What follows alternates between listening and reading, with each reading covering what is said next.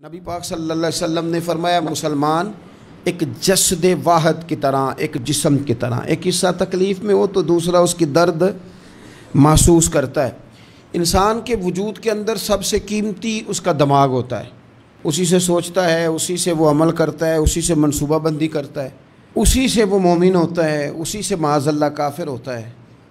اور وجود کے اندر جس کو درجے کے لحاظ سے بولنے میں بعض اوقات کم درجہ سمجھا جاتا ہے وہ پیر ہوتے ہیں۔ اور تو میری ٹھوکر کے بھی قابل نہیں، میں تجھے جوتے کی نوک پہ، پیر کی نوک پہ بھی نہیں سمجھتا۔ ہم یہ کہتے ہیں محاورتاً کہ تو پیروں کے قابل بھی نہیں، یعنی سب سے اعلیٰ درجہ دماغ کو دیا، دل کو دیا، اور سب سے ہلکا درجہ پاؤں کو دیا۔ لیکن مجھے بتلائیے گا، اگر کبھی پاؤں کی سب سے چھوٹی انگلی، چھنگلیا، چیچی، اس پہ اگر کبھی زخم لگ جائے تو جسم کا سب سے اعلیٰ حصہ دماغ ہے، دماغ نے کبھی یہ کہا ہے کہ چھوڑو یہ تو سب سے نچلا درجہ ہے، نہیں جانا ڈاکٹر کے پاس، اتنا ٹائم کہاں ہے، رہنے دو، چھوٹی سی تو انگلی ہے، خیر ہے؟ ایسا کبھی ہوا ہے؟ دماغ فوراً کہتا ہے کہ باقی کام بعد میں کریں گے، پہلے ڈاکٹر کا پتہ کرو، اس کو مرہم پٹی کراؤ، کیونکہ اسے پتہ ہے کہ اگر یہاں درد رہی تو باقی جسم میں بھی درد رہے گی۔ اور یہ بھی پتہ ہے دماغ کو کہ اگر میں نے یہاں علاج نہ کرایا انگلی کا تو کہیں پیر بھی سارا زخمی نہ ہو جائے، اور اگر پیر کا علاج نہ کرایا تو ٹانگیں اور باقی وجود تک بھی زخم نہ آ جائے۔ لہذا دماغ جلدی فیصلہ کرتا ہے، ٹیسٹ کرانے کا، چیک اپ کرانے کا، دوائی لینے کا، مرہم پٹی کا۔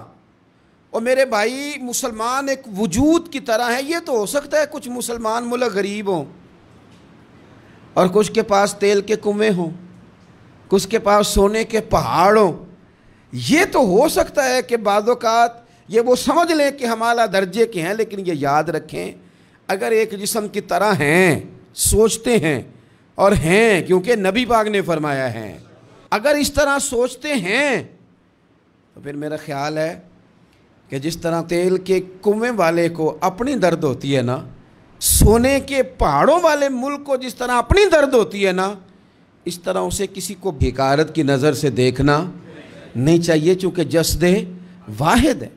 اور جسد واحد میں اگر کوئی درجہ بڑا بھی رکھتا ہو کہ جناب ہمارے پاس ایک بڑی جگہ ہے، متبرک جگہ ہے، ہم بڑے ہیں، تو آپ بڑے ہیں، لیکن بڑا دماغ ہی یہ فیصلہ کرتا ہے کہ بھائی وہ چھوٹا سا پیر کا حصہ زخمی ہے، جلدی کرو، علاج کراؤ۔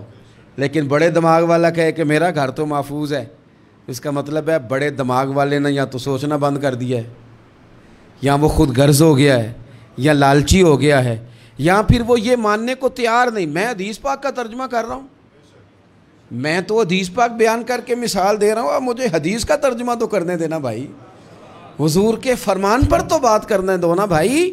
یا تو اس نے اس حدیث کو سمجھا نہیں، اور اگر سمجھ لیا ہے تو پھر یہ کیسے ہو گیا کہ فلسطین کی بیٹیاں روتی رہ گئیں اور تو رویا ہی نہیں؟ اگر تو جسد واحد تھا تو جس طرح تیری بیٹی روئے تو روتا ہے، اس طرح تجھے فلسطین کی بیٹی کے رونے پر بھی رونا چاہیے تھا، پھر تجھے فلسطین کی بہن کے رونے پر بھی رونا چاہیے تھا۔ یہ کیا بات ہوئی؟ ہم نے نا کسی کو چھوٹا سمجھا، کسی کو حقیر سمجھا، اور بھئی یہ تیرا خیال ہے کہ فلانا فلاں ہے اور فلانا فلاں ہے۔ اقبال کہتے ہیں اپنی ملت پر قیاس اقوام مغرب سے نہ کر، خاص ہے ترکیب میں قوم رسول ہاشمی، تو نبی پاک کی قوم ہے۔ بحثیت مسلمان سوچے مسلمان۔ کسی نے پوچھا تھا حضرت سلمان فارسی سے نام کیا ہے، فرمانے لگے میرا نام اسلام ہے۔ کہا آپ کے والد کا نام؟ فرمایا اسلام۔ کہا دادا کا نام اسلام۔ آپ فرمانے لگے تو کتنے کو سوال پوچھے گا، میں کتنے کو جواب دوں گا؟ سلمان کا ہر چیز ہی محمد مصطفیٰ کا دین ہے، میرا سارا کچھ میرے نبی پاک کا دین ہے، شروع بھی یہی ہے، اختتام بھی یہی ہے، یہی میرا سارا کچھ ہے۔ داستان حسن جب پھیلی تو لامحدود تھی، اور جب سمٹی ہے تو آقا بس تیرا نام ہو کے رہ گئی۔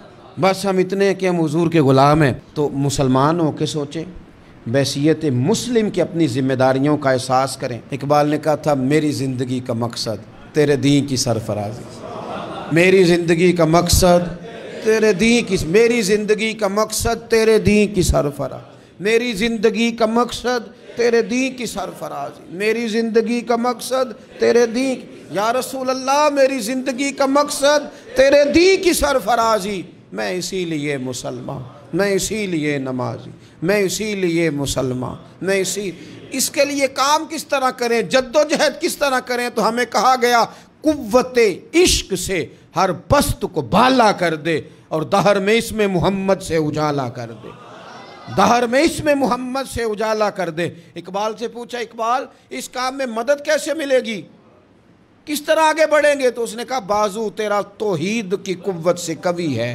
اللہ تیری مدد کرے گا، تم موحد ہے، رب کو ماننے والا ہے، بازو تیرا توحید کی قوت سے قوی ہے، اسلام تیرا دیس ہے، کیونکہ تو مصطفی ہے، تو مصطفیٰ کریم کا ماننے والا ہے، تیری مدد ہوگی ہر میدان۔